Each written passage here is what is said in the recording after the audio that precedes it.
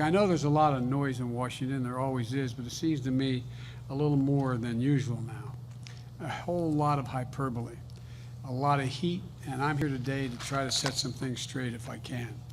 I want to talk about what's fundamentally at stake for our country now, at this moment. I know it's an overused phrase, but I've been using it a lot. We're at an inflection point. Anywhere from 40 to 80 years in America, there's an inflection point. We have to choose what direction we're going to go, what we're going to do, not Democrat, Republican, but who we're going to be.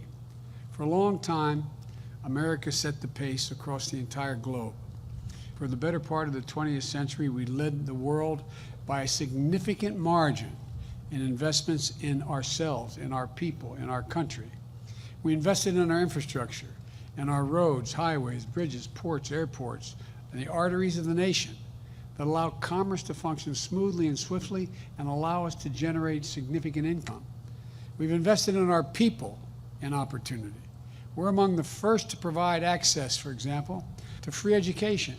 It's the reason why in the 20th century we began to take off. It was back in the late 1890s.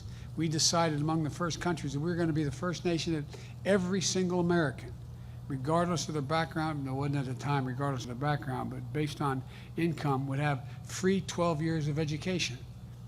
We invested to win the space race. We led the world in research and development, led to the creation of the internet.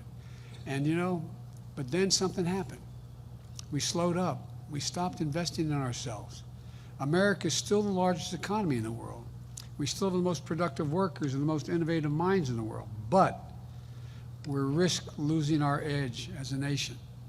Our infrastructure used to be the best in the world, literally, not figuratively.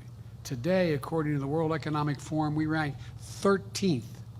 Our infrastructure, 12 nations have a better infrastructure than we do, which means they can move product, they can do so many things better than we can do it. We're among the first in the world to guarantee access to universal education. Now, the Organization of Economic Cooperation and Development ranks America 35th out of 37 major countries when it comes to investing in early childhood education as a percent of GDP. Think of that. Think of that.